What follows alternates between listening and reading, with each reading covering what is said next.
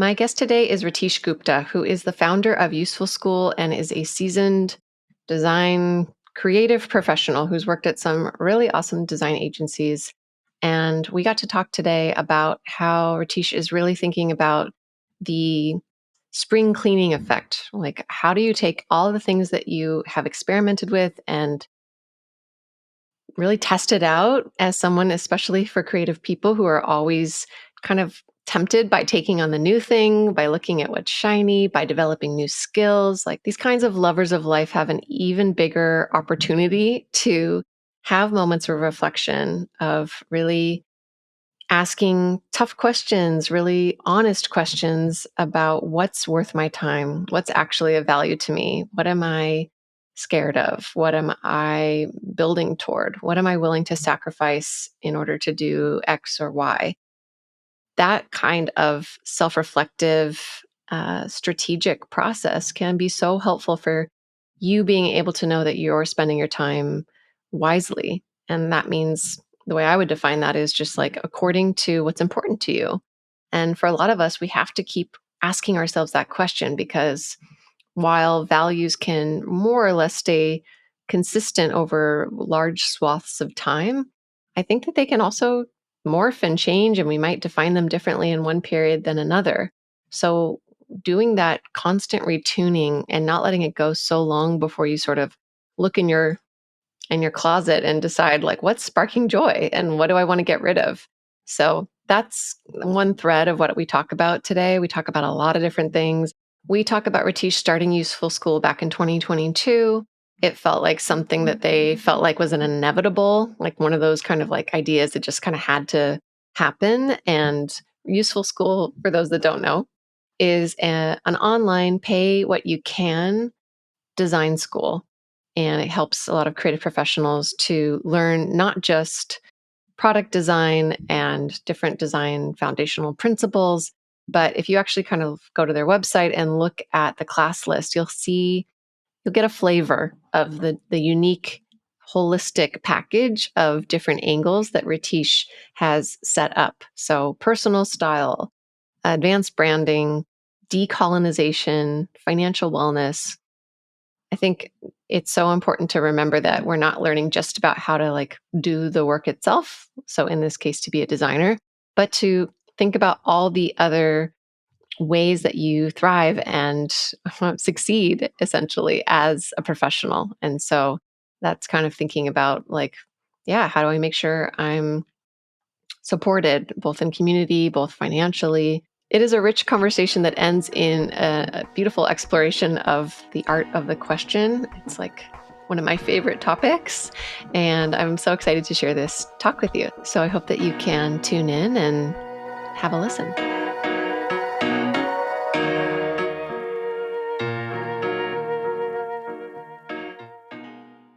So let's start with like, how would you describe this like work moment for you? I think right now this work moment is very much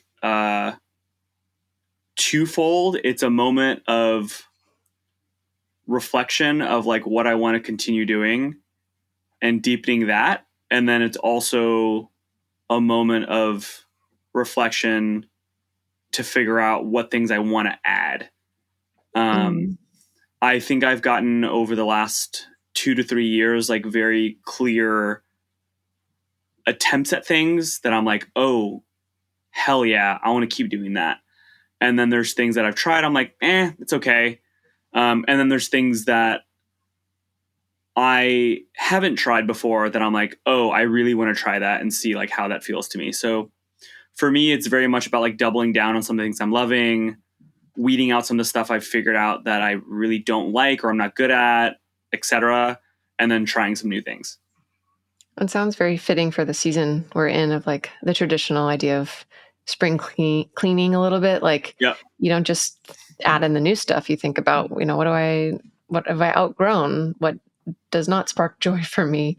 So I think it's Totally. great that you're kind of doing that clearing out process, which can be challenging and for some, and it's some like times it's like, okay, I have to let go of something that I was maybe formerly invested in or even attached to. Totally. And I think for me, I find that I'm asking myself the question, what am I liking? What am I not liking? That kind of stuff, like pretty much on a monthly basis, which can be very intense for some people. But I find that's really helpful for me to just like check in with myself at least once a month or something like that. And this kind of like moment of transition, doubling down, all of that kind of stuff has been, I would say, yes, it's springtime. Yeah, there's spring cleaning, sparking joy, all that vibes. But I feel like where I'm at right now has been a result of probably the last like 2 or 3 years of very intentional thinking. Mm-hmm. Not only thinking like myself, but also like throwing stuff at the wall, seeing what sticks, getting friends feedback, getting family feedback, trying stuff privately, reflecting on that, Mm-hmm. Yeah. reading and watching like people. I'm a pretty big YouTube fan, so I'm like a YouTube premium subscriber, and I'm watching YouTube a lot. And so I'll sometimes like look at what YouTubers I like and seeing what they're doing and all of that. Yeah. Well, for those who, I mean, I haven't fully clued people into what you're working with, like what the current, closet or wardrobe looks like. If you're to keep playing with that metaphor of cleaning out and ushering in new joyful pieces, could you share a little bit about what what the heart of the content is that you have been working on for these past few years? Yep. Yeah, there's been quite a number of things. Folks tend to get kind of familiar with me and my work probably through the school that I help run and have been running, called Useful School, which is like helping overlooked creatives build their confidence, build their cash, build a community, that sort of thing. That Been you doing that for founded, about 3 years. correct? What's that? Did you founded the school? Yep. Yeah. Yep. I've been kind of like quarterbacking this thing. I've got a Mm. ton of people that are part of the community that have been helping me ever since the beginning. So it's not just me. But yeah, I find that I've really started to understand like what do I really love about running a school and what outputs and outcomes I want to have from the community, et cetera, et cetera. And I think right now there's 3 or 4 different things that are like my focus right now. And they all happen to just start with the letter C. So I've got like coaching, curation, and creative output. So in terms of coaching, I'm coaching individuals, coaching teams. So I've worked with Duolingo, Etsy, Design Studio, doing workshops, multi-week workshops, single-day workshops, those types of things. And this is Typically, all like helping people in product design mm, more. Your yes, classes yes, and expand. no. There's like definitely a good number of product designers. So, for example, with Mhm. Duolingo and Etsy, I was uniquely and solely focused on like uplifting and up-leveling product design teams. But for Design Studio, they're one of the best like design agencies in the world, and I was helping them around the principles of decolonization, how they can bring those principles into their work, how they can think about a lot of things around internal limited beliefs, narratives, those types of things. Mm-hmm. And then the second piece was curation. So putting on conferences and other programming. So I'm actually doing this for a relatively large organization right now. And then I'm also doing creative output, right? So like acting as a creative strategist, creative director, copywriter. I've got a number of clients that I work on and work with. And I also get hired by agencies and companies directly to like be a freelancer. So I just wrapped up 2 very large sports projects that are going to see the light hopefully soon. And I've got a bunch of other really exciting things coming too. So those are like the 3 things I'm focused on right now: coaching, curation, and creative. Right. I Which, want like, to continue doing classes as well, and just figuring out like how that kind of fits in as well is going to be an interesting challenge. I've got like just so many plates spinning in the air. yes. And I've got a few passions that I'm also excited about that I can absolutely talk about too. But those are the 3 things that I'm doing in terms of like work, paid work. It's helpful to have like a framework or even just like the memorability of something like, okay, the 3 C's that I'm working on. Right. And yet each one of those has a lot of like has a whole world arguably, right? Like Totally. it's only three things, but each of those three things has such variety, versatility, all these different relationships that you're holding. And um, what it made me think of was before we hopped on, I was looking back in the whole your LinkedIn profile just to kind of see like where does it start? Like where does Ratisha's work kind of world, of course, just through this one platform of LinkedIn. But one thing that caught my eye was it was your skill of distilling a lot of the things that you do and making it very accessible in your language. Yeah. Like not having it be so fluffy, but being like, so what this actually meant was I was making, very like presentations of da da da da da, right? It was just very Yeah. simple and very like demystifying it. Yeah. And even like early on, and I could go back and check the exact like work experience it was you're like, I ended up wearing a lot of hats. And I guess I'm wondering in hearing about the three C's now, this auditing, it's like there's an abundance that I feel.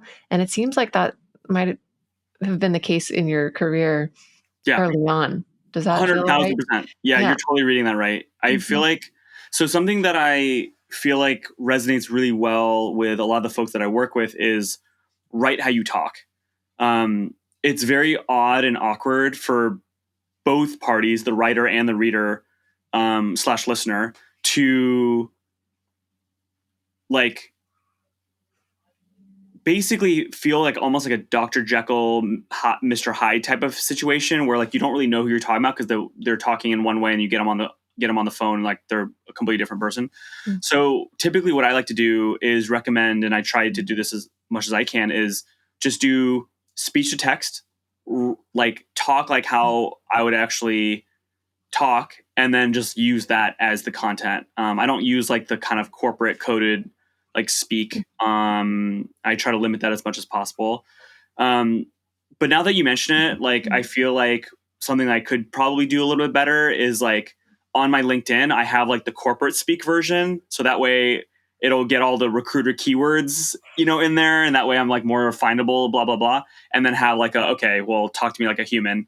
And then I have like the version that's like more me below that. Maybe I could do that. That could be really fun. I'm gonna write that down. Well, and I will say I'm actually singing your praises for actually what felt like, the text speech text like version. So I felt like I really did pick up on personality, and what I'm taking from that too is like this best practice that you share with others about just write like you speak. Yep. Really lends itself to consistency. And I guess as someone who I know has worked on brand creation, brand design a good amount, like that feels like very linked of like, okay, people can kind of get a feel of me ahead of time and then they're not surprised. And there's like this authenticity that comes through. Exactly. I was visiting, I was on like an agency call, like I would say like maybe a month or two ago. And I literally wore like what I'm wearing now, basically. Like I wore this shirt, I like wore these glasses, I wore this hat. And somebody made a comment to essentially the head of creative there and was like, oh, Ritesh is like the photo. Like what you see is what you get. And yeah, that's exactly right. I try to go for consistency. As I was like trying to prepare for this conversation, I was like digging through my closet, digging through the archives and be like, oh, what do I want to like wear? And I was like, you know what? I'm just going to like go back to like one of my favorite headshots that I got done by Joel Arbogé like 3 years ago or so when I was launching Useful School. And I'm just going to wear the exact same stuff. So it's like the more jazz hat, these like fun kooky glasses, the Esprit shirt. And I find that like having like a few different outfits that you're kind of like known for is like a really great practice in consistency. And it's also like a really great practice of like just feeling like really well and building memories inside specific pieces. Going back even further, actually, in my background, I actually like made a jacket that has, can I actually show it to you? Let me see if I can bring it up. So this is like more representative of like the beginnings. But I basically made a jacket that has the pennants of all the universities that I got rejected from. Back in 2008 and 2007 when I was applying to colleges to undergrad. Whoa. And so I got these old cigar papers. I'm not a smoker, but I got these old cigar papers from as Hmm. early as like I think like 1908 or something. And then I also got pennants that were also relatively old as well. And I threw up all of them, and they pretty much unsurprisingly are pretty much all Ivy Leagues or Ivy League adjacent. Everything from Princeton, right here to Harvard, Yale, and stuff. And yeah, literally every single school on here rejected me. And so like now I'm like literally just wearing it proudly and stuff. And I think a little bit of Wow. that energy is really exuding. Um, Hmm. like I'm really passionate about right now, where I'm just like, you know what? I'm going to be proud of a lot of the experiences that I've had. And I find that Hmm. I tend to be, especially in the workplace, tend to be quite resilient. And so I just like want to bring that kind of stuff forward, and whether Yeah. it's in the clothing I wear or how I'm speaking or something like that. So that's a little bit of like where like I first started, is like just having like a kind of a relatively strong sense of self, at least visually. Well, And then just let kind me of chime in building here from because there. this is like there's so much to say. Okay, Um, yeah, sure, go ahead. I mean, anyone who's listening to the audio version of this needs to go peep the actual video version because that jacket is amazing and so unique. I've never, right when you pulled it down, I just immediately assumed like, oh, these are just like old pieces of, I don't know, like a place that you did belong to, but I've never Yeah. heard about kind of owning that and that those rejection, letters essentially. What you said the word pride. When you wear that jacket, what do you feel like the message is that you're almost telling yourself by donning it? I think there's a little bit of an element of like a lot with my personality is very much around like trying a lot of different pathways. And I did that when I was applying to schools, and I still do that now. Like when I'm building a conference, programming and figuring out like the 50 speakers for that conference, or if I'm like doing a creative direction for someone, I'm like, I typically don't just supply one or two options. I'm like going like really wide and showing a lot of people a lot of early rough sketches of things, because I want to get like that narrative going. I want the work with me to feel super, I wouldn't say casual, but I would say like uninhibited, in the sense of like there's so much comfort. I don't want to beat around the bush. Like I want you to say like, let's talk about how it is. Let's be real about where this work is coming from. Do you like it? Do you not love it? Hate it? Why? Like, and I Mm. think that's me. I approach the work very directly, and I want people that I work with to also be direct. And if they're not as comfortable being as direct, like I educate them on how they can do that, and like what are prompts that will help that conversation move forward. But yeah, I think that's the message. Like, I think that I'm kind of saying when I'm wearing something like this. I think right Mm. now wearing pennants and all of that has been appropriated by a lot of brands right now in like the fashion world. But when I showed this weekend at a pop up that I started selling clothes at, and another word that starts with C, clothing. So I guess that's the fourth C, Mm. or fifth C. And when I showed it, people I think were like, "Oh, cool! So you threw up some like I see some like college logos up there, like." Great, got it. But once I like say like the reason why I threw them up there, it's a whole different like narrative. And I Yeah. think this something similar happens with like art. Like there's Right. like the visual thing, and then there's like the story of the person or people that made it. And Right. so I'm very passionate about combining those two things, right? I'm combining like the beauty and pure aesthetic on the front end that you're just seeing in terms of like the varnish and the polish, and then I'm also really interested in like how do I bring in stories. So I'm getting really attuned to like the things that I'm wearing, and I'm trying to like build a memory with those things that I have, and Mhm. or customizing in some way, whether I'm distressing it while doing some sort of activity, if I'm hand dyeing it with indigo or another natural Mm. dye, which I'm excited to like do in the spring and summer. Those are the Mm. types of things. Like this idea of like personalization, bringing it into my own, making it my own, is like the zone that I'm in right now. Yes. Yes. I'm sure that's what makes you such a great designer. And if I can steal, I might. I don't know if I should be embarrassed about this. It goes to the Great British Baking Show, which I've watched a lot of, especially during the pandemic. And the main famous judge, right? He says like, "Oh, this is all style, no substance," right? But I guess what I hear is like, it's not just astute like attention to how something looks, but the substance piece that you're bringing in is that story. It's the meaning, like, um, and both together, so powerful. I think for me, I lean a little bit more into the meaning world, and I really respect aesthetic beauty, but I'm not someone who gets up and thinks, "Oh, what am I gonna?" I don't know, like, what is this saying about me? I'm not super dialed into like um, the clothing or the visual aspect, and yet I so respect it when other people do it because I think we're such visual creatures, right? We really respond to um, the feeling we get when we just get that snapshot.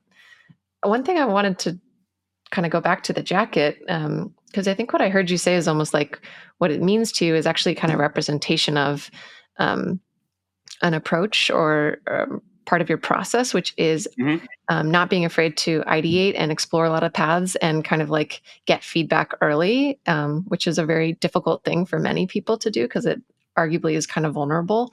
Um, my first guess when I saw the jacket was like, there's also something to do with like, hey, look at me. I'm like in a good spot right now and I didn't need your college. Like a little bit of a like Yeah. F Yeah. you a little bit. And Yep. especially because you started your own school. Like it's hard not to see that connection too. I think you're exactly right. I forgot to mention that. I'm glad that you said it.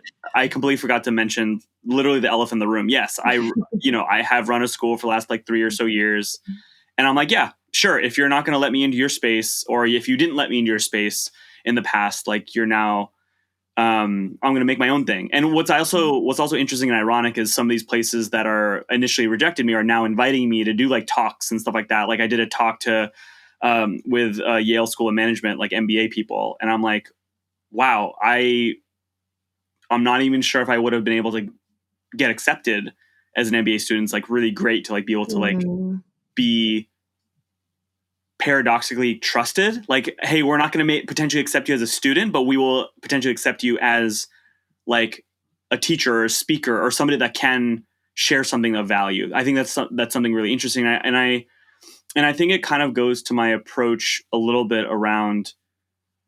I want like more creatives to find a deeper sense of self and understand like what makes each of us unique and how those things can translate into an interesting approach when we're creating work. And it doesn't have to be visual design. It could be a variety of things. Right now, actually, for my creative practice, I actually am taking on clients that are interested in like texture and interested in fragrance, and all of those, because typically like those aren't part of like the branding discussions, marketing discussions, like feeling discussions. And as somebody who is very in tune with like fragrance and very in tune with like how things feel, um it's very important for me to like bring those types of things into my practice. Mm. I'm also like doing quite a bit of stuff in terms of like auditory branding as well. And so I think what I want to encourage a lot of people to do is like, hey, if you're really into like punk and hardcore and techno like I am, like bring that more forward into like your work. I'm not saying that you're going to like have a punk looking brand that you're creating every single time. That doesn't necessarily have to be your house style, but there are elements of punk, hardcore, and techno that you could potentially take in and bring into your work. And I Mhm. think those types of things were oftentimes encouraged to suppress that stuff. Use Helvetica and have it in black and white and have like the quote unquote work pop off the page. But I think oftentimes rather, we forget that there's us behind the work, and it's important for us to like brand ourselves well, think Mm. about that kind of work, approach that kind of work. And those types of things will then help attract other people into our tribe. I Yeah. think like the vibe attracts the tribe type of thing. Yeah. So that's another place where I'm at right now. So like when I'm rocking this thing at like Alfargo's Marketplace or showing it up on like the wall for people to look at, people are like, okay, Ritesh is coming from a different place. Ritesh is coming from a different zone here. I'm interested in like learning more. So that's where I'm at Totally. right now. Yeah. It definitely makes people be curious because it's so unique and lean in and want to know and hear the story that comes with it. I think what you just shared feels so resonant, very much um, overlaps with the work that I do in some ways, but I think you're coming at it with a more accentuated sort of like locus around design. But I help people pattern spot for themselves and then validate the unique thing about them because it's not just the pattern recognition or knowing what makes your style stand out, but it's also having sort of the confidence and the gumption to say, oh, and this is valuable and it's worth sharing. And to kind of trust that by kind of expressing your authentic self and style in that way, that you're going to attract, yeah, the sort I say right kind of attention, not with air quotes, but the kind of attention that forms the tribe. So I almost want to take that shared connection. So much of it is like I imagine the first step is like pattern spotting for yourself of like, what do I like? It's intuitive too, right? What feels good to me, what smells good to me, what sounds good to me. um, that's what this podcast is about. It's like showcasing a pattern spotting and theme spotting.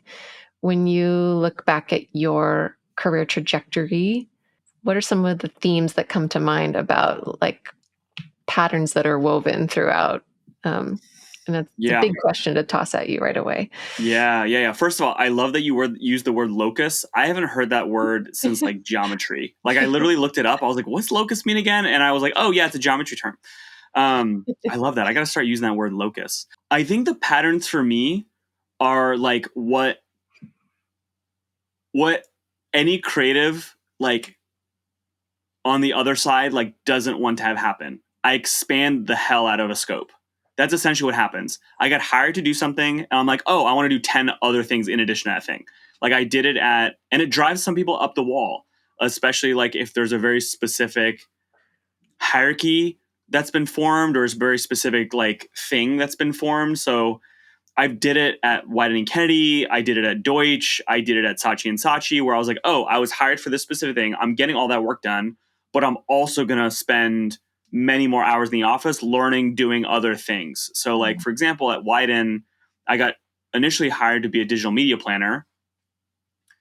And then I kind of turned into a strategist and I did a little bit of copywriting and I did a little bit of new business. And I did a variety of things there. I wasn't necessarily asked to do it. I just kind of tried to get my foot in the door to like learn it. That's where some of my really good friends that I met, they're the ones who introduced me to like the world of visual design. I saw a deck that was being done for like Jordan or something. I'm like, it blew my mind. And I was like, okay, this is really interesting. I did the same thing at two Shark Tank companies, Hungry Harvest and Pet Plate. Like I watched the show and that Saturday, because it airs every Friday, or at least it aired every Friday night on ABC. And I would watch it, whether I was in in office or at home or whatever. And then the following day or whatever, I would email my favorite companies that I had seen on the show that night or the previous night. And I just emailed the founder being like, yo, I love what you're doing, but your website kind of sucks. Like, can I help? I love the mission. I love the purpose, all of that kind of stuff. And so that's something I also like started doing is in addition to expanding scope, I feel like I approached things in kind of a little bit more unconventional ways. So, and real quick, Ritesh, like yeah, part of sure. expand, I like your the way you're phrasing that, expanding scope. Where my mind goes with that as well. I just want to like underline the word like two words, learning or learn and doing. You just like it. My sense is you are pretty effective in your work. You said I got the work I was kind of like hired to do, the original scope of work, and then whether it's curiosity, whether it's just kind of like attention and excitement going somewhere else, it's like you're not afraid to follow what you want to learn more about. And I want to underline the doing part because not everybody who's really good at learning has that sort of like complementary kind of like a counterbalancing skill set, which is so important too, which is like the actual building of something, actually kind of getting your hands around it. So I don't know, maybe like expanding scope is one way and to say it. And also in that is learning, learning by doing. 1,000%. So Mhm. when I was at PetPlate, I initially got hired to do a very specific thing, and then they're like, "Hey, we really want to do like conversion rate optimization, where we're doing like A/B testing for different versions of our website." We didn't have anybody on staff that like already knew how to do that, so I like learned it, and I was like, I got obsessed with it. I was like, "Oh wow, I could do 5 different variations of this website, and literally prove that one change is leading to like a 10x like difference in sales or conversions, clicks, that kind of thing." It was like I was obsessed. It was so fun. Mm. And so I think that blend of being really open and being spongy to like expanding stuff, and of course like that also, that in additional responsibilities also comes with pay bumps and responsibility jobs and that kind of stuff. I'm not trying to say like, yo, just get exploited by labor and just do everything you can at the same rate. No, Right. don't do that. But it was a blast doing that. And I think with my blend of learning digital media planning and copywriting and strategy and conversion rate optimization and conversion rate optimization and having a strong sense of self, all of these like kind of factors like kind of came in to like form like the nuggets of a lot of the other stuff that I started to pursue later, you know, including useful school, starting my own thing, all of that kind of stuff. So I would say the third pattern, I would say, in addition to like the 2 patterns I mentioned, were this sense of knowing when is the right time to leave, um, and doing it in a way that feels um, really good to everybody. There's never really a good time to like leave a startup or even a larger organization, especially when you're liked. And so it's like really important, I think, to I kind of think about it as like a season of television or a series of television. You kind of know when a TV show has gone on just like 1 or 2 seasons too long, right? Game of Thrones is a classic example. There's a variety of others. Or there's like the reboot I heard of like Lord of the Rings or something. I didn't watch it, but I heard it was like not good. And so I think it's like really important to like make sure like we're ending, the best time to end something or like move on to something is like when you're at like the apex, when like there's still a ton of more room to grow and do things, but like be okay with like going somewhere else when people are like, when the season is like really hot, right? Yeah. Well, I the think that's fact that something you I'm were trying like, to get more comfortable with. Sorry, go ahead. just the fact that you were tuning into Shark Tank, like that struck me as Shark Tank is almost the curator of people who are dreaming up new inventive ideas. And by virtue of you sitting there and using your time to kind of like get quick exposure to these different companies, I'm not a Shark Tank watcher, but my assumption, you tell me if I'm wrong, is that they're all have some kind of prototype and they're in the 0 to 1 phase, really, like or 1 to 100 phase. Like there is something about like growth, and that comes to mind when you talk about scaling to the peak and being willing to leave then, because I think when I work with clients, I'm I work with many creatives I think are really happy in the like the kind of like buzzy excitement of Mm-hmm. the growing to that first level. Mm-hmm. And then once they're kind of in the maintaining phase, it just kind of gets a little boring and stale. And they're like, okay, cool, peace out. Totally. And I think that's like a narrative I want to like change a little bit. Like there's so much truth in it and there's so much opportunity to like change it up. For Mhm. me, yes, the rebrand, the sexy decks, like the pitch, the all that is like really interesting for sure. There's no, there's very few things better in the design world than choosing a new font. I get it. I love it. I'm here for it. But some of the like the most exciting things, and also I will say lucrative things, has also been working with like longer term brands and clients that need creativity but in different ways. There is so much interesting creativity that can happen post rebrand, post PR buzz, post launch, post pop-up buzz, experiential whatever's that can be really exciting. And like, in my opinion, like things like conversion rate optimization, where you're able to like test things that a client or a brand like really feels really strongly about, but is also willing to like take a flyer on some random idea, kooky idea that you as the creative might have come up with, is really interesting. In CRO, the acronym for conversion optimization, we don't have to choose only between just this one thing that a client really wants and this other thing that a designer really wants.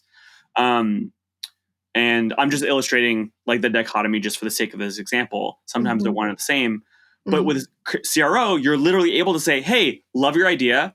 I also have a really good idea. And so let's just let the data do the talking. Let's just throw it out in the world and see like what comments come back, like all of that kind of stuff.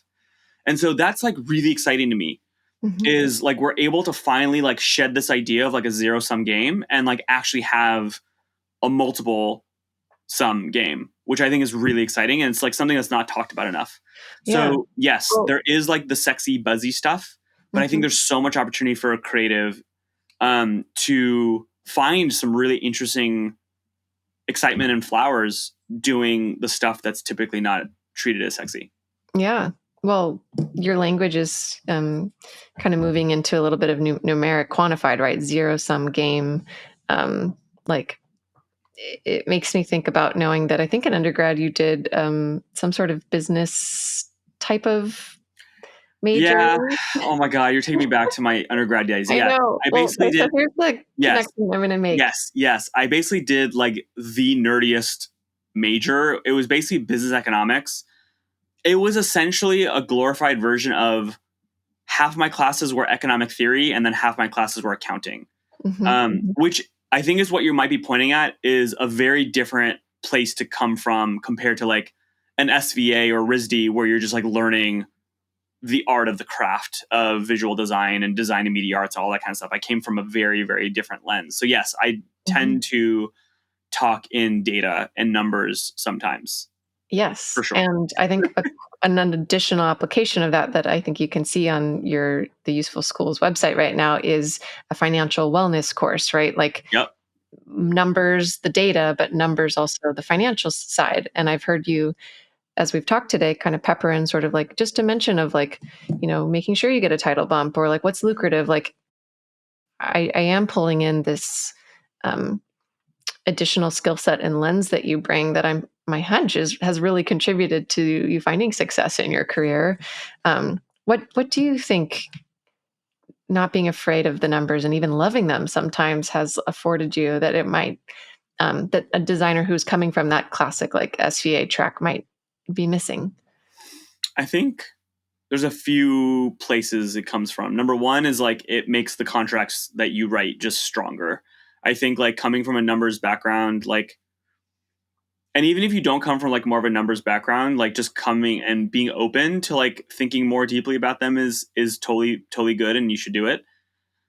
It makes the contract stronger. There's like a variety of clauses in my contracts that I have that are not as typical, but they make sense for both the client and for the designer, right? So for example, for me, like within my contract, I have a penalty, financial penalty, if a client essentially ghosts me for 5 days or longer, right? And the clients really tend to like that because it keeps them accountable, right? And it keeps them and it keeps the momentum going, and it ensures that the conversations that need to be had actually happen, and they happen on a timely basis. So that's something that I have been incorporating into my contracts in order to like make that work better, faster, stronger. That's a great example. I think it's the second thing I think is powerful with knowing the numbers is making the work itself better.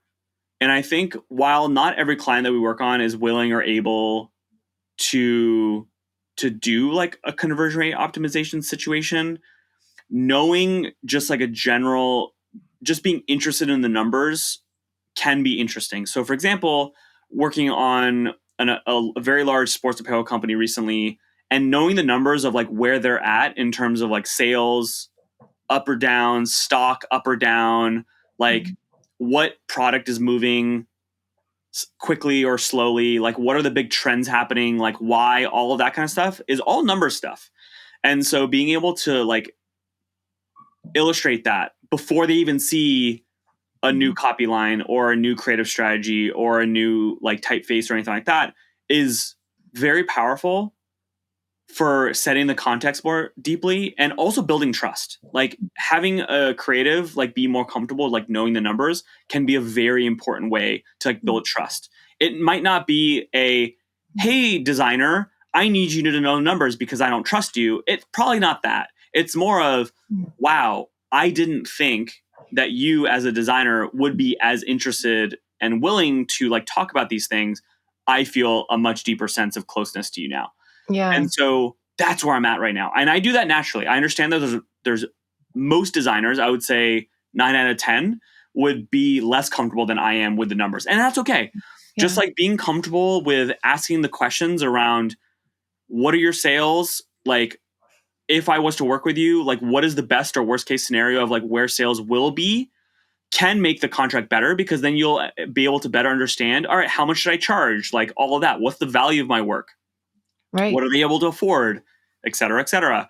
And then it'll also be able to like make the work better when you know the industry trends, you know how many brands are on the same block as them, when you know the demographics, when you ask to dig into the Google Analytics, when you ask to dig into the Facebook data, all of that is really interesting validation, really helpful validation.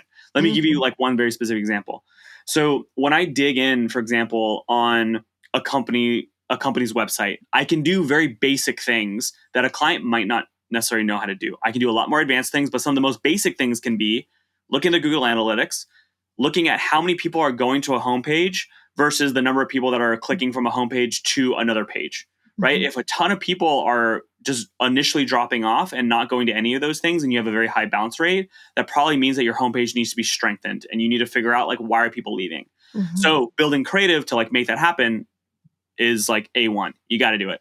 The second way to like implement data is like dig into their Facebook like data, look at what other brands like their followers are also messing around with and loving, right? So I'm like, hey, XYZ brand, did you know that a lot of your fans / consumers are also liking blah, blah, blah, blah, blah brands, which is why I'm going to be incorporating that into my mood boards. That then unlocks a whole set of different conversations, right? Yeah. And without doing that, you're kind of throwing stuff at the wall and you're not necessarily tying what you're saying to what actual behavior is actually doing. So something that is actually a very common thing in data-based visuals, marketing, branding, etc., is that just because somebody says something doesn't mean they actually do it. So when we're actually talking about like doing user research, quote unquote user, I use the word user very, very broadly. It's much more important to ask them questions around when's the last time you did blank, or how many times in the last 10 blanks have you done blank, rather than what do you like, what do you not like, all of that, because it then grounds all the insights into behavior rather than what they're just purely saying. Yeah. You can easily say something and mean exactly and do the exact opposite.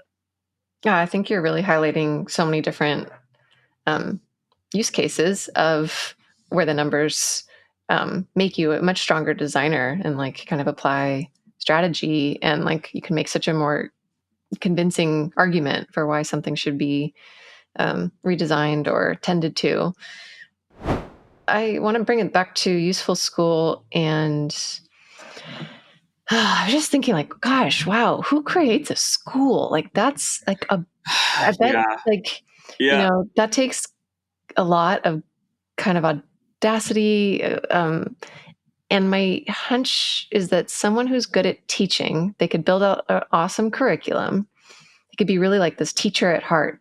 But if they don't have any sort of business sense, if they don't know how to have the money side of it work, I think with Useful School, you had a sponsor for the first couple rounds of it, right? So that's kind of where I also imagine your lack of fear of going talking about numbers, of communicating through story the potential of something can make a very mission-minded organization like actually work in practice, and maybe even be like a business like of true interest to corporate companies that might sponsor.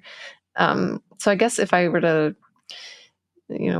funnel this into a question, it's like, when you think back to starting Useful School, did it strike you of like, oh my gosh, I can't believe I'm like creating a school? Or was it just kind of more matter of fact? Like, this is what I'm doing. Doesn't feel like a wild thing. I feel like I love this question. I think when I started and announced the school, I was at a different company, right? I was like running new product ventures at this very large media company, and essentially spinning off initiatives there.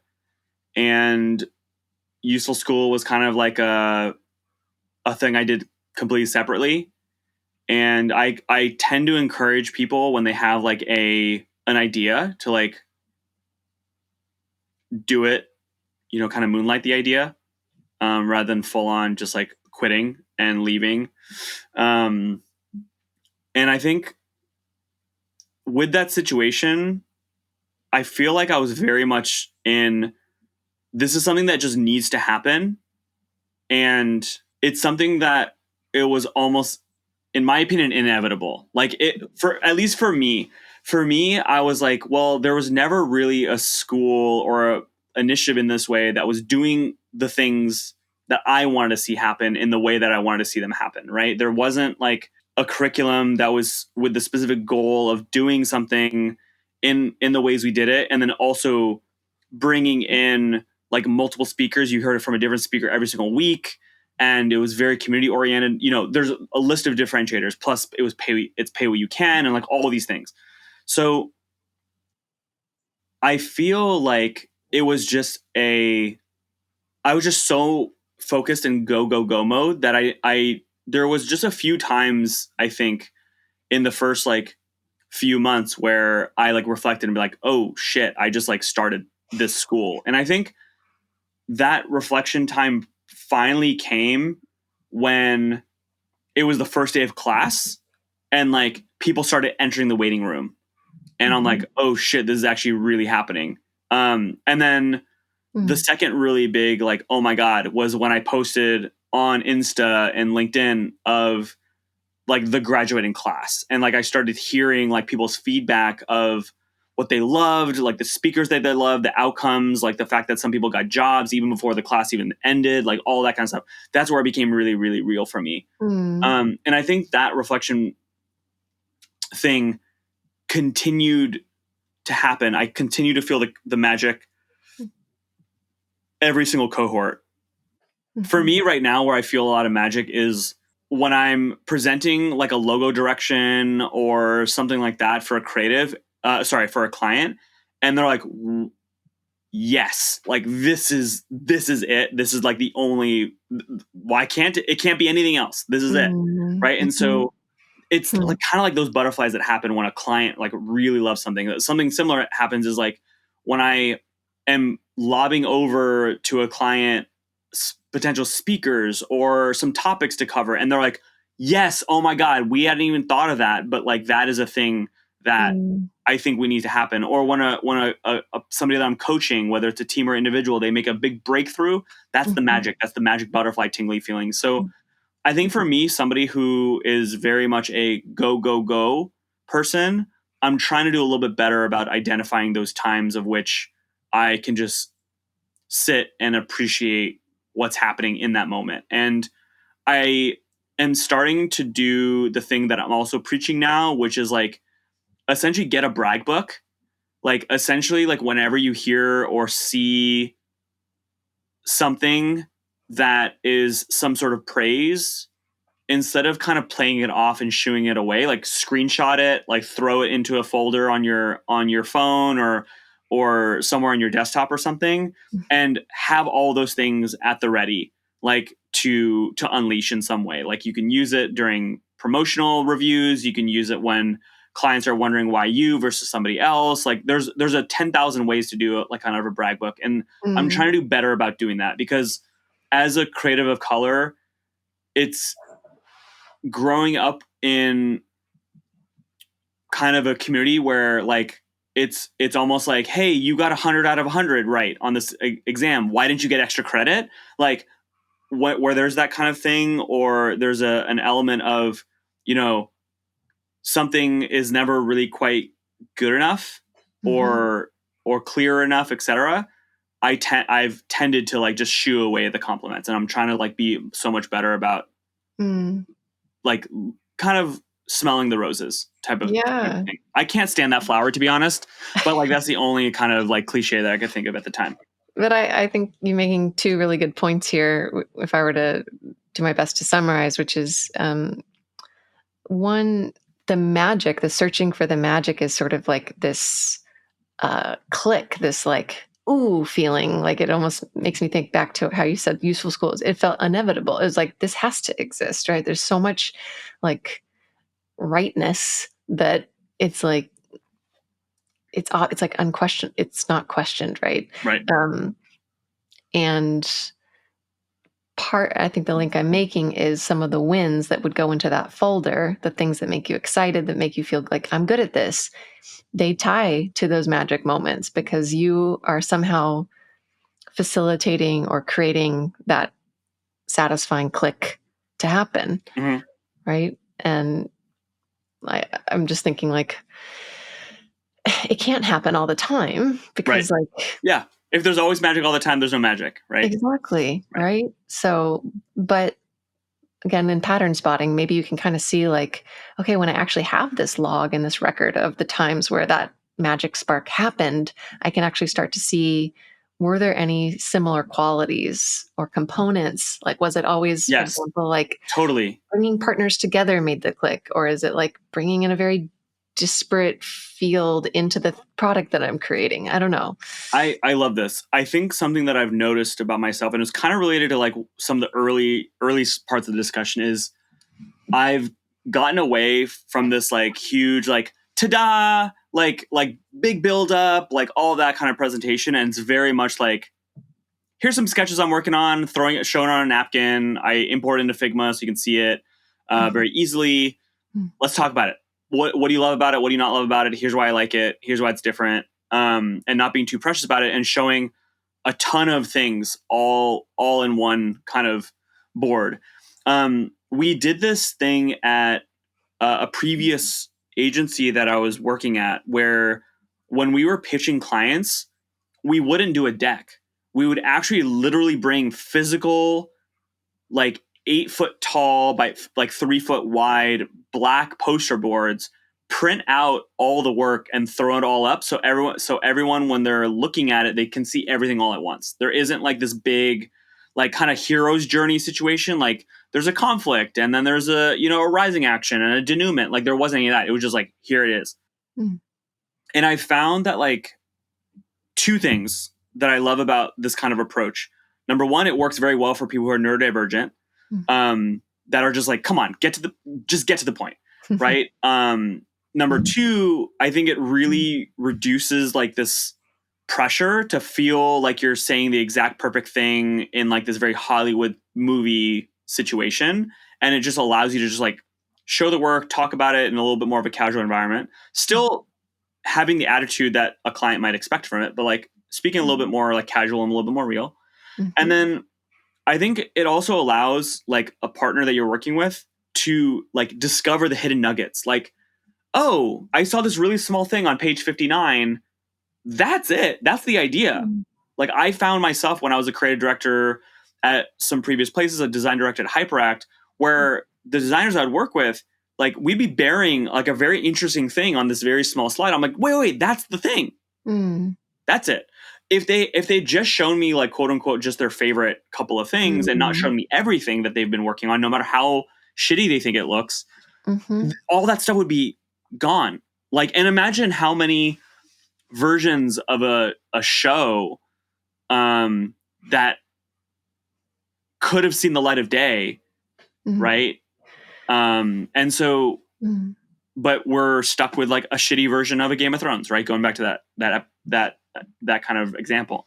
Right. So I think that's like the value of like showing as much as you can, allowing partners to like find the patterns. And I think what's been also really good about that is Mm. I find that like some of my favorite moments that have been like kind of like these magical moments have been the ones where like it was kind of unexpected, it was unplanned. And one of the things I've heard about like useful school, why people want to support it, why they want to be part of it in any way, shape, or form, whether they're part of on the speaking side or they're applying as students or they like want to hire us to do coaching or curation or creative or something, is that I think people, and I didn't value that much when I first started, is valuing like the community that's around it, like, and meeting those people and being part of that. And I think it's a really important lesson for me where I need to continue making sure I don't like isolate myself. Because kind of solo entrepreneurship can be a quite lonely job, especially as somebody who's very extroverted. Yes. I definitely need my me time, and I need to rewatch my Insecure like reruns all like on Netflix every once in a while. But like, I definitely am very extroverted. That's where I like really shine. I shine in like live, real time Yeah. environments like I this. feel you. Right. And so I've noticed that about myself, and I've noticed that like, had I not gotten feedback from people of like, why did you like useful school? What did you like? What could be improved? Blah blah blah blah blah. The things that they liked about it, I didn't think, or I didn't value them. Like I didn't value the real time aspect. I didn't value as much the community aspect. I was like, oh, cool. This is just something that I thought was interesting because I thought this was something that I would have liked. But hearing other people want it too, like that was something like really great. So I liked, I think a lot of my journey, I've been more and more vulnerable with people, even if I've barely met them, to ask them more of like the deeper questions, like what are you struggling with right now, can I help in any sort of way, like what are you getting excitement from, what do you wish you had more time for, like those types of things. I literally did this with somebody on the way home from the market, and it was a really fun discussion, right? Well, And so let me chime in here to yeah, go ahead, I'm just going off right now, I'm just getting sweaty just like no, you're talking. good. So You're already distilling one angle of, I think, what you're talking about by using that word vulnerable again, right? Kind of like the vulnerability of asking questions, the vulnerability of letting people into your process. And what stood out to me about you talking about cluing different clients into your process, letting them see like all the different options, um, does take, I think humility was a word that I came to my mind because you said, I want them to almost find the pattern, right? Like you don't need to be the signal your value by being like, I've got it, right? Like by saying, well, here's my whole, these are all the different things that we can do. Then it sounded, the way I interpreted what you said is like, it almost allowed them to be the hero of their own story in some way. I'm not saying that you never come up with the idea, right? But there's a vulnerability to showing process and having it not be the final optimized best version, and having the open-mindedness and humility to say, I'm not sure what you're going to like the best, right? I think these are all really cool options for different reasons, but I'm going to turn it over to you. And then I think what I just heard too is like letting other people into the process, feedback, not acting as like a solo actor. Does, like, again, open, humility, vulnerable to like have those conversations. I think it's a good segue into something that you and I were kind of seeding ahead of our recording, which was about the important role of questions for you right now and your yeah, time. And like, could you share a little bit about your perspective on the power of question asking? 1000%. This is like one of my favorite things. So I think as we were preparing for, you kind of were like, hey, Ritesh, like if you were like teach a workshop, like what would you want to, like what would you want to teach or whatever. And I think oftentimes in workshops that I've done, like I just recently did one with OCAD, some other, I've done some other workshops recently. I would say about half of them want me to like give the answer, right? Give me a presentation, do a Q&A at the end, give me some answers, essentially. And then there's another half of the work that's like, we don't necessarily want you to give us the answers. We want to maybe have you give us an example of how you would answer it, but we really want you to prompt us to think about our own thing and kind of discover the things ourselves, right? And so as I was thinking about questions and this workshop, I'm really kind of titling this thing as like how to ask better questions to grow you and yourself, right? That's essentially what I was thinking. And I think it comes in a few different categories. There's the category of like, what are you asking yourself? Like, what are better questions you can ask yourself? What are better questions you can ask of or to your community? What, friends, family, that sort of thing. And then what are better questions you can ask to like workplace people, right? Those could be clients, those could be employees of yours, those could be managers, those could be, whomever it might be. So Could we start with you just want to like dive in? The scope of better questions to ask yourself. I mean, I'm a lover of questions, and so what really catches my ear is hearing the adjective better.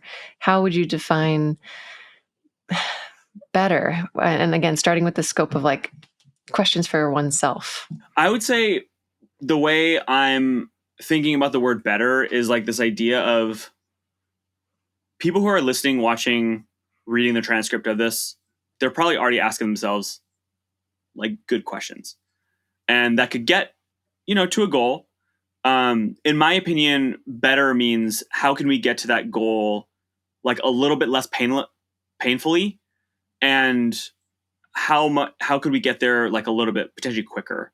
I'll also say, actually, better questions doesn't necessarily always equate to painless or quick. Actually, some of these better questions might actually lead to a slower discovery or actually a more painful discovery.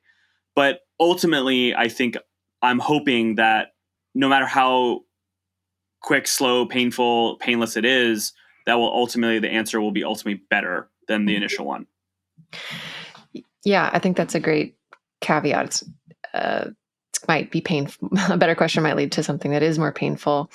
My hunch is that it might have something to do with that magic click that we talked about earlier. I'm not sure. And that just might be how I'm defining it right now, better. But it's like to get an answer that feels so true that it just like feels right in your mind and your body, like all around. You're just like, whatever answer I was looking for, I think I've like the question helped me arrive at an answer that makes me feel that rightness. And it might be different, right? If someone's trying to ask a question about like, how do I bring more, I don't know, like excitement in my life or more mission, but again, maybe I'm just thinking out loud here, like maybe that word true or authentic, something real comes back into play here where it's like, okay, what is the most truest version of the exciting thing for me? What would be the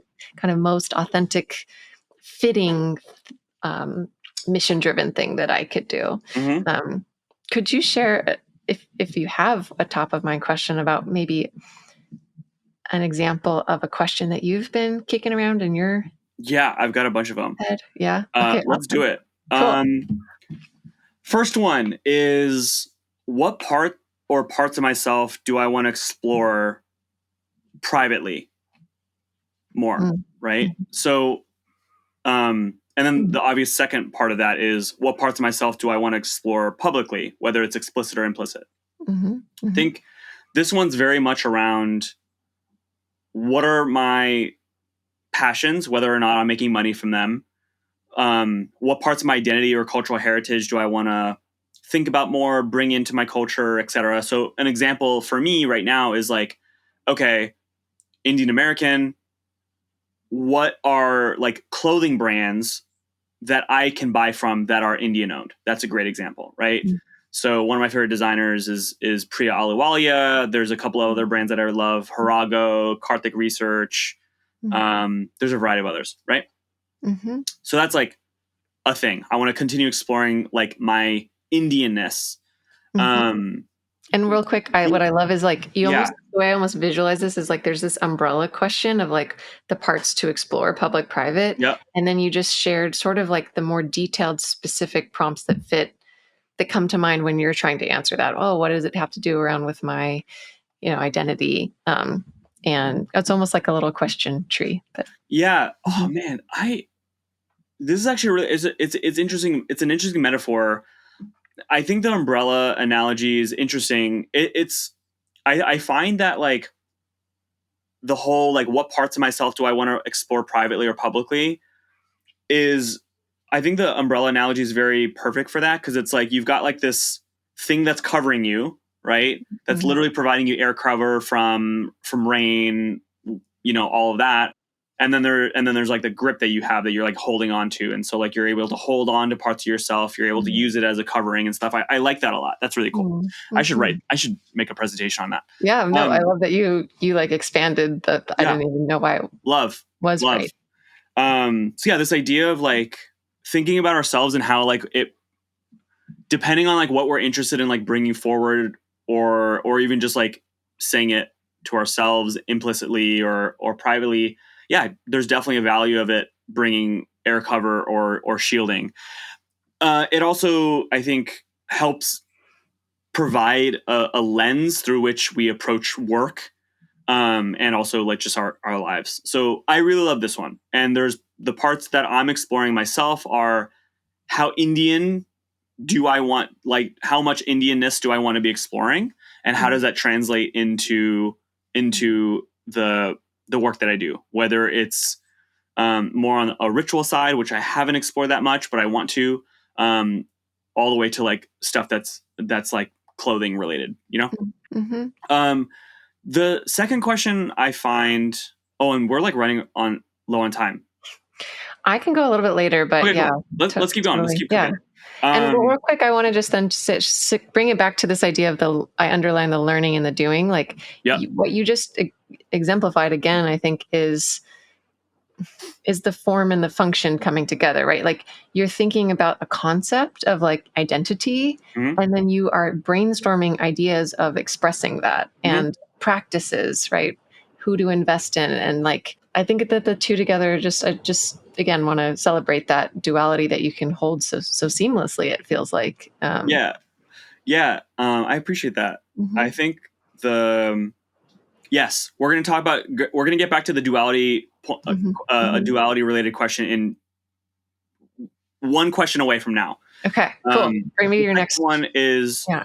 what's so bad about the worst case scenario, right? So this is like thinking about, and I did this actually in Mhm, December, which is like, hey, if I want to launch XYZ thing, like what's so bad about the worst case scenario of that thing, right? Let's say it doesn't go well, like what's so mhm, bad about that, mhm. right? And so what's great about this question is that it's a painful question to answer. It's a painful question to like see like, oh wow, like yeah, your idea that you're really excited by like might go completely sideways, or you might lose a lot of sleep or stress or money, whatever. Um, and if Mhm. you ask the question of like what's so bad about that, it Yeah. can be very illuminating of like how much risk you're willing to take to make that thing actually happen. Mhm. So, oh, what's so bad about this going sideways? Well, I could lose XYZ amount of money. Well, okay, maybe you just don't invest that amount. Well, Mm. what's so bad about that thing? Well, it might it might affect the certain types of relationships I might, or whatever it might be, right? And so be like, all right, well, what's so bad about that? Is that truly bad? Yes, it is, because I really value this relationship. Okay, then are you sure you actually want to do this thing, right? So Mhm. the what's so bad type of thing, specifically focused on the worst case scenario, is really great. The And I what's so will good just about the best case scenario, mm, that's a less sexy question to answer. I think it's much more important as mm, entrepreneurs, creatives, etc., to explore the what's so bad thing because it really mm. gets to a limiting belief. Right, right. And by kind of busting the fear, you can, in theory, like expand further, like without that limiting Right. constraint. I think this is a really good example. And if I would almost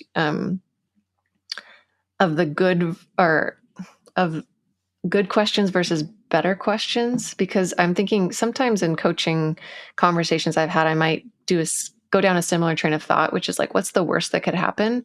But I like, and I think your question is better, is almost preempting, it's including the next step. So the first answer is, well, what's the worst that can happen? And then you're already saying, but what's so bad about that? And Right. you've boiled that into one succinct question.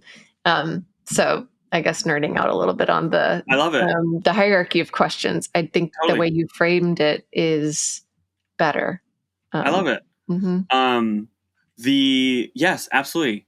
I think the third question that I want to share is around this balance of growing wealth versus values.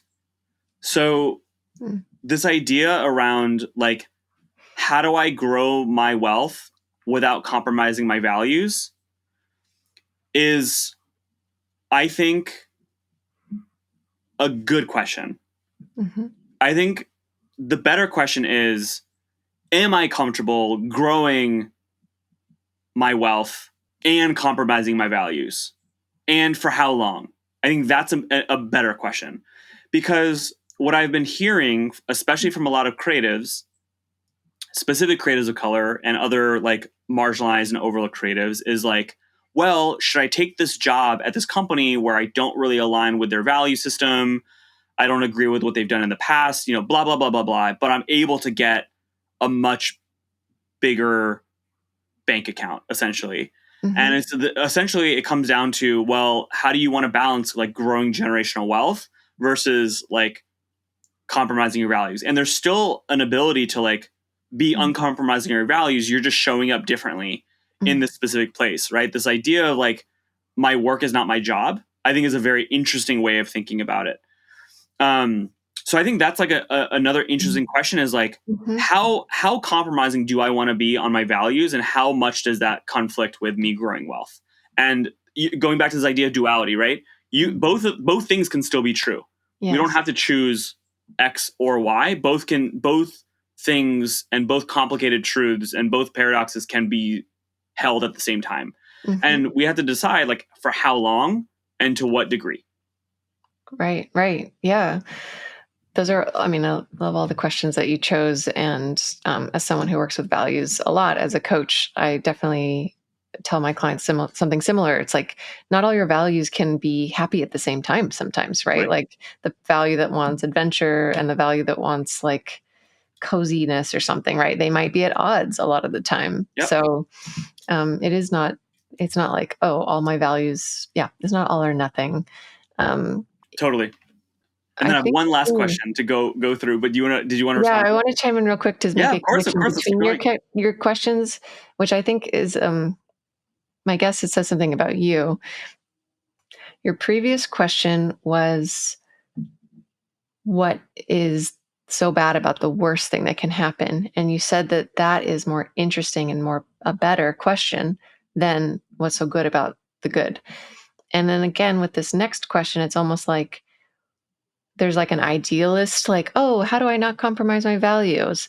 And your reframe of that, of saying, well, how long can I compromise my value for how much time, is almost like doing something similar. It's like putting your attention into like what, like the edge on the like negative is one word, but sort of the more fearful side.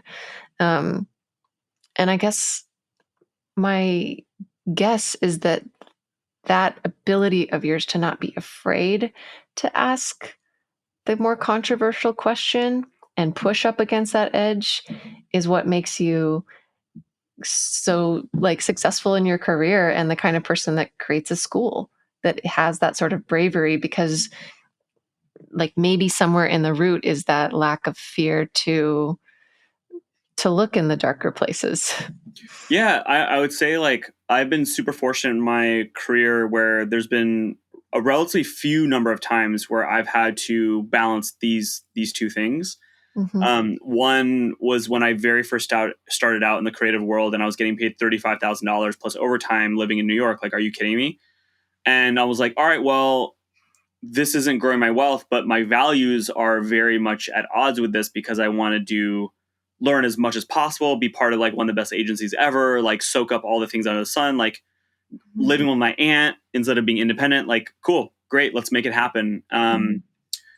So there's times at which the values are going to be on the pedestal and the wealth is going to be lower. And there's going to be other times where the wealth is higher on the pedestal and the values are going to be lower. And then, of course, the sweet spot is the wealth is cooking and the values are also cooking too. Like that's, I think that's, of course, the ideal scenario. And I've been fortunate to have a lot of my work be in that like last thing. But in my opinion, creatives should, this is going to be like a little bit of a hot take, but I think the being in like the growing the wealth and being in the greatest of values, like having both of those like in sync, that's like a bonus, or probably should be a bonus for a lot of people, because there's very few organizations, companies, etc., that will allow both of those things to happen.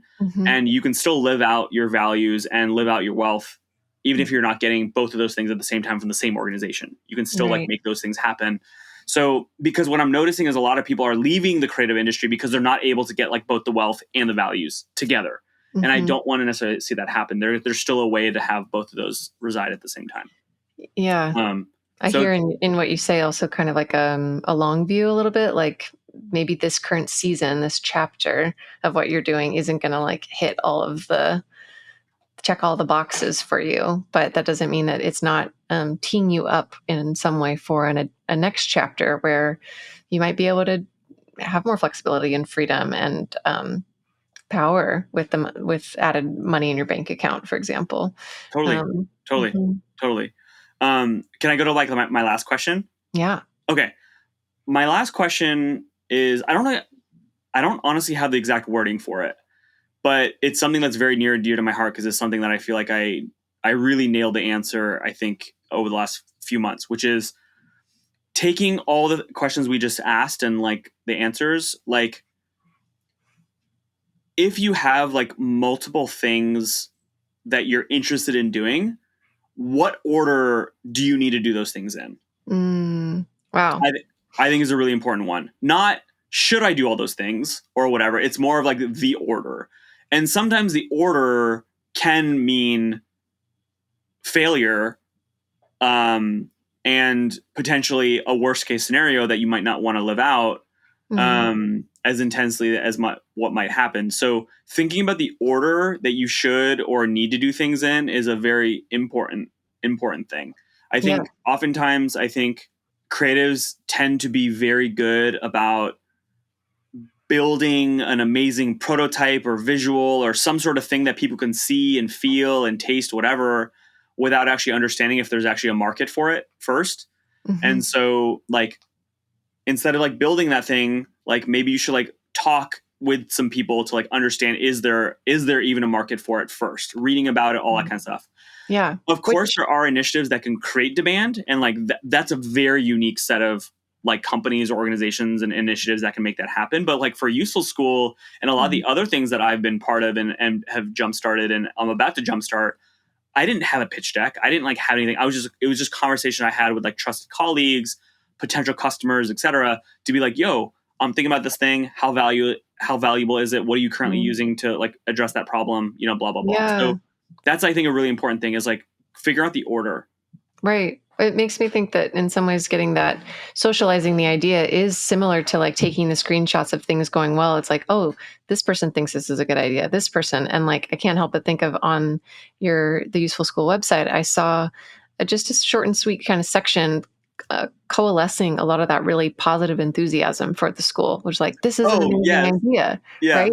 So I think that is a skill in and of itself. Is like, it's helpful to you yourself to kind of buoy the idea and your confidence in it. But then if you share that out and do that next step, then other people are like, see that sort of like social proof, and it adds credibility and excitement.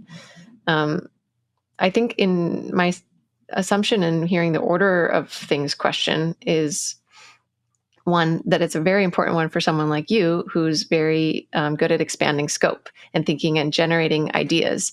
You also, from what I'm gathering today, have a strategic side of you that's always thinking like, but what's the organizing principle by which we need to kind of do these things? And so maybe that word strategy comes in a little bit of like, what is the strategy? You tell me if you can think of another one that I, helps inform the order. yeah, I would say instead of the word strategy, I would say like what's the intention, like being intentional, Mm-hmm. and what's the intentionality behind it? Like, why are you doing it?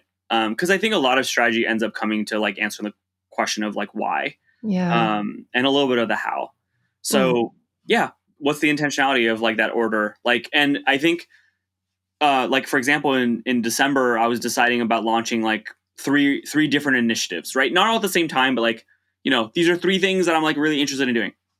And so like I started like writing out like, oh, what if I did option 1, then 2, then 3? Like what would that mean?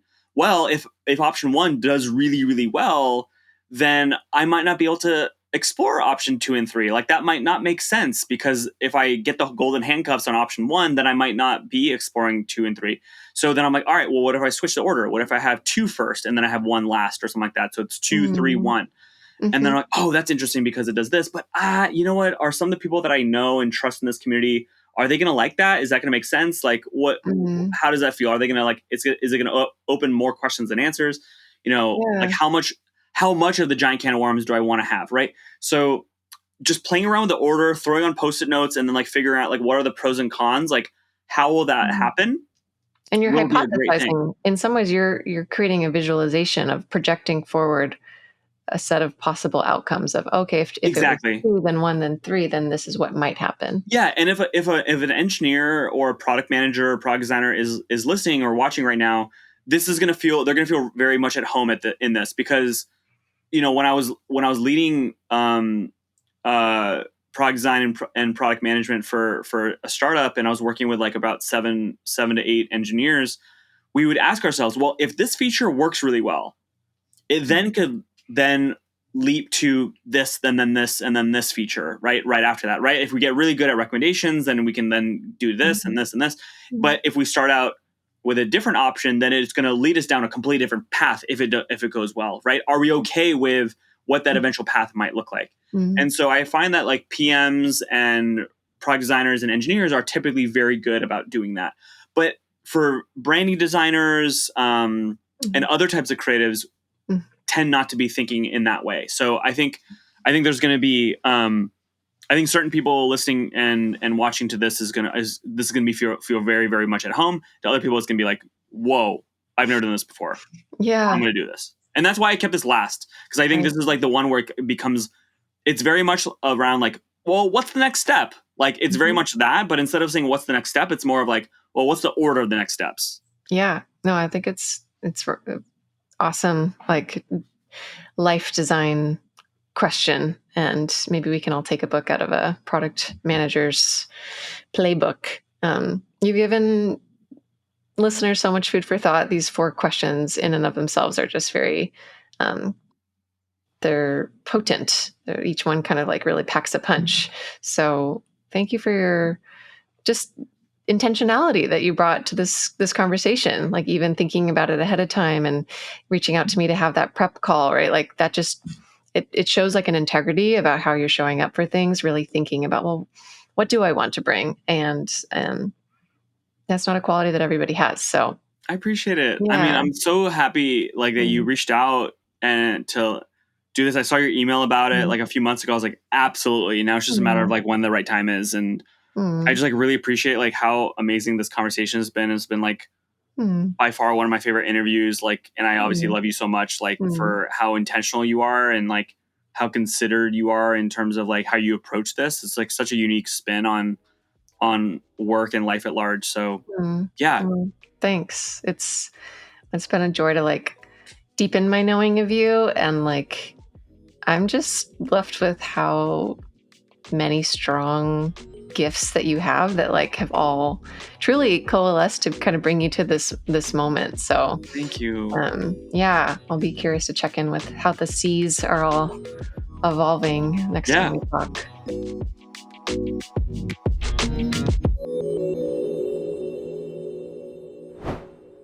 So that was a really full conversation with Ritesh, and there's a lot of different learnings and great takeaways that I would potentially underline, but I can only do 1 or 2.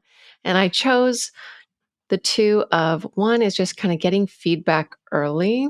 And the second is to write how you talk. And in some ways, I feel like they are connected in some sense of like not trying to posture to be something that you're not. And there's something around authenticity.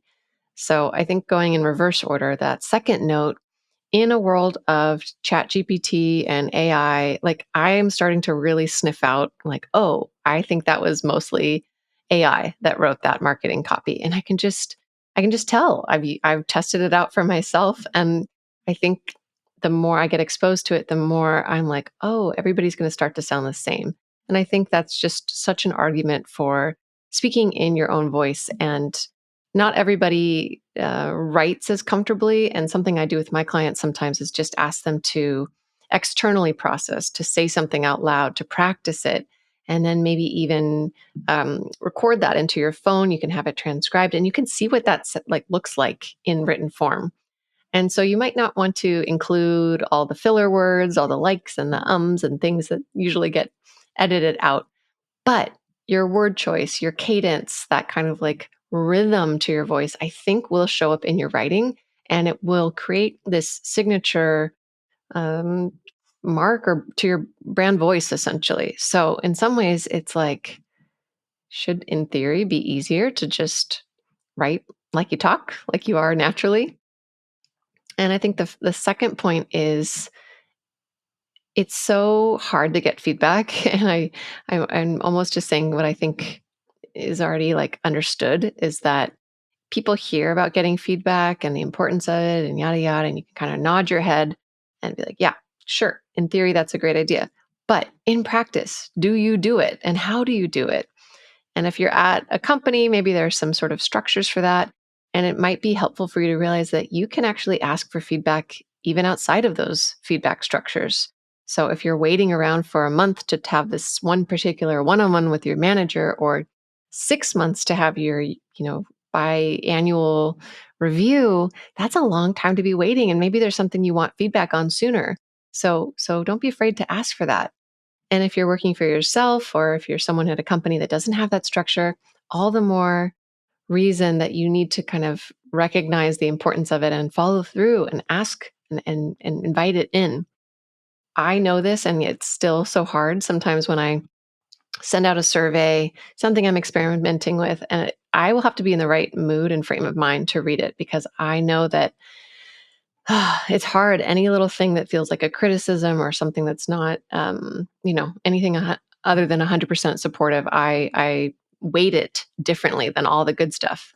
And yet, what I find is that when I actually have the courage to kind of look, I'm usually pretty pleasantly surprised. It's not to say it's 100% glowing positive feedback, but there's enough support of what I'm doing that I'm like, wow, okay, it wasn't as scary as I thought it was going to be.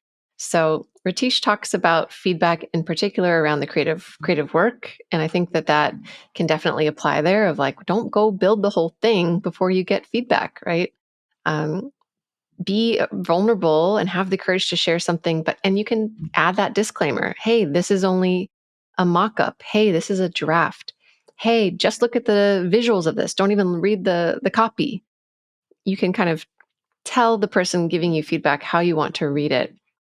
And this can also, again, feedback wise, can be sort of like, how am I doing? How am I feeling? Right.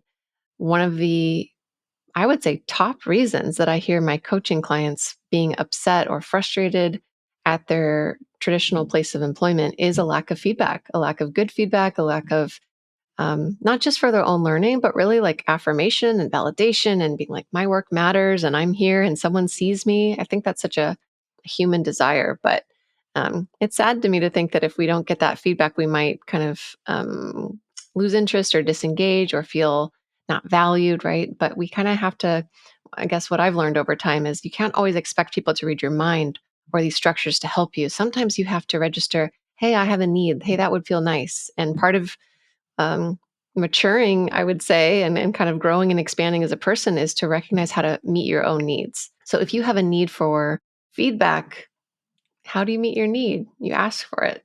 So maybe you can kind of think about where you can show work early, where you can ask for feedback. And that last note of like just kind of being yourself and kind of making sure that what you put out there is very similar to what someone might experience with you when they're in the room with you. And having that consistency builds trust and it makes you human. And that's what we want. We want you to be human. All right. Thanks for listening in today and hope to catch you next week.